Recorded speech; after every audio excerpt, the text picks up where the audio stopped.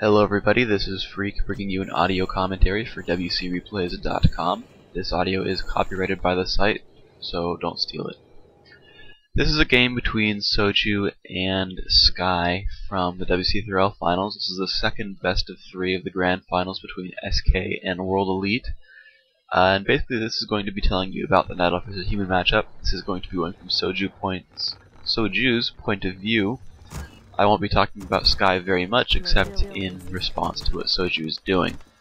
Let's get this to the 2-minute mark at the 1x speed and we'll go from there. I'm at 8x getting there myself, and I'm at 150, and I am now paused at the 2-minute mark.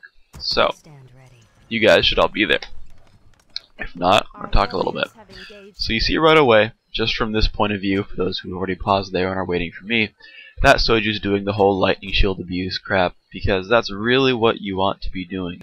But this is one of those examples of something that's really an important choice, because this unlocks a lot of opportunities for you. By using the lightning shield to creep, you're creeping faster, of course, which means you have level 2 faster, which means you're done with the camp faster, all this kind of stuff, which is a response basically to, well, if he tower rushes, I'll be ready. If he's expanding, I'll be ready. You know, it's basically just to be ready in time. The reason for that is really, I guess it's twofold. Number one, you have a level 2 hero ready to go attack before they've set up. And number two, your Ancient of War is rooted sooner so that you can start making archers again. It's just really, really helpful to do it. And I recommend that you guys rewatch this replay and figure out how to make this work, because it's really an important point. All it is just player skill. It's all on you. It's something worth learning, though. And, I mean, there are Ancient of War abuse creeps on almost any map. But this is one of the most prominent ones, especially because of Lightning Shield.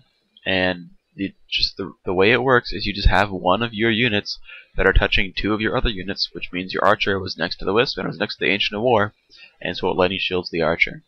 That's all it is.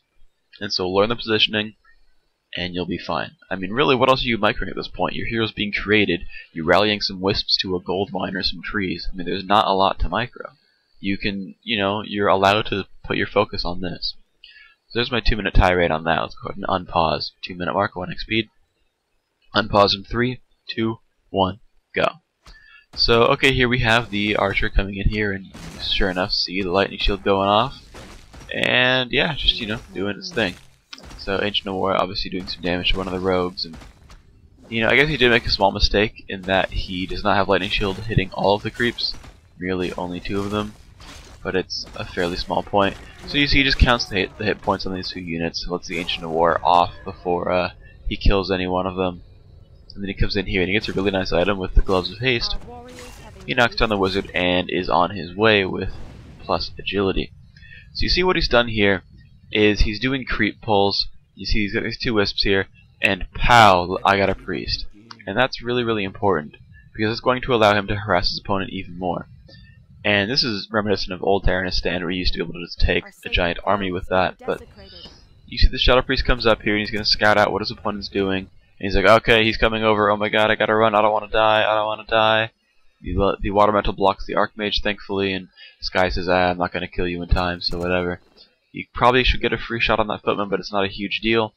He's just got Wisps rallying around everywhere, trying to figure out what's going on. He's probably going to wait for that Archmage to summon a water, and then just detonate it if he can. And then we're going to see what goes from there. So, Priest coming in here, there's one abolish, he's probably going to go for the 2, yep. Just gets rid of one of the water elementals. I would probably say wait till you could bring a Wisp in and detonate and go from there, but it's kind of going to be a small point. He gets rid of one of the peasants, he's going for the Archmage right now. That's always a very attractive choice, especially when no one has boots yet. So you can go for this Archmage, and there's the Archer block, which is very useful. And he gets another mana burn off. Really, I mean, that is the #1 source of damage output that your opponent has. I mean, it really is. Especially when he's got Claws and Gloves of Haste. It's a lot of damage output. So, Demon Hunter running around doing some damage as well. You notice that with the +3 agility and the evasion, he's just durable enough to be able to handle most of the stuff. So, just going for the Water Metal now, and really the Shadow Priest should be healing him constantly. That's going to be another big part of the Demon Hunter running around and surviving, is the healing constantly. But you see the Archmage up in the top has gotten himself Boots and Dust, and that's the price you pay for not chasing the Archmage forever. Actually, even if he had, he probably still could have gotten it. But now he's got Boots and Dust, and he's going to lose some archers for that. Thankfully, Soichi made a very good move in splitting his archers and other units off from his demon hunter, because now the archers aren't getting chased and his demon hunter is killing peasants. So that's a very important point as well. Is you just need to do as much, harassment and damage as possible. You're gonna see that peasant's probably gonna survive, and he's gonna try to get his demon hunter out of here. And this is gonna be very tricky and really just a mistake from Sky. I mean, he really should get this around, but peasants are slow, so he can't get in position quite in time. But the first tower is up, so there's not a lot he can do. Now, while this has all been happening, he has been multitasking. The Hunter's Hall is halfway up. You have to remember your Hunter's Hall. His Ancient War has been uprooted and moved to this Goblin Merchant, so he can creep that and get level 3 when he wants it. Sky, of course, has scout farms everywhere, and it's very unfortunate for Soju, but also he's got a Tree of Life going up down the bottom left. He's getting his shop now so that it can kill off the, what's it called? The scout farm. I mean, he's really only created, I believe, 3 archers. He's lost 1, and, he got a Shadow Priest, but he only created 3 archers, and that's an important point. Also, he does not have boots, because, I mean, honestly, at this point in time, what are you going to chase down with boots? You're not going to actually get the Archmage. I mean, you can keep up with him, but, I mean, how often are you really going to be chased down and killed by an Archmage? Unless you play stupidly, it's not going to happen. You're already faster than a Footman. I mean, what else is going to matter? So, comes in here, there's Breath of Fire. Gets blocked, unfortunately, but he can keep chasing down. Picks up a Shredder, which is an important point. You can see that Soju is doing a lot of multitasking, and it's anti-Soju, it's anti-Sky multitasking, because Sky would be wanting to come in here and actually pick up a Shredder for himself, so that he could get more lumber income. And so Soju is really sort of playing against Sky very, very strongly, and unfortunately does not chase that last Footman down, which really would have helped him. Another thing he really could have done is gone for Sky's peasants in his main base. And I think that really would have been an attractive option, because he had no tower up and really only like 8 peasants or 9 peasants in there.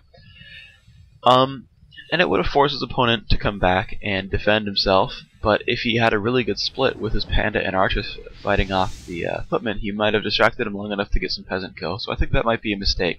Instead of going for the army, he really could have gone for the peasants, because Sky simply did not build a base block, and that is a very grave mistake that, I guess we've come to a point in time in the game where people assume that the human's going to block off his base, but there's a lot of times where they won't, either just because they're bad or they make a mistake, or they just think you're not going to do anything about it. And, it's a very important point. So, you see he goes for the first footman, but then he goes right away for the Archmage again, actually just for a burn, unfortunately. He's going to pick off a lot of footmen and get himself level 3, and yeah, he has to cancel it, but the experience is kind of worth the cost, I mean, at the same time, and this is really, really, really, really, really an important point in this matchup, is Soju's multitasking. And that is incredibly important that he's multitasking. Because what you're going to see is, for good human players, is they're going to expand and they're going to try to spend the rest of the game harassing you.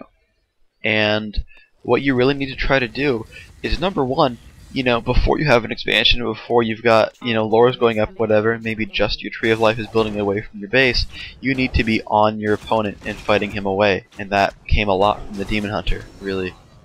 You need to be aggressive on your opponent, pushing him away from you, so that he will not find your Tree of Life, he will not find your Hunter's Hall, and he will not kick your ass.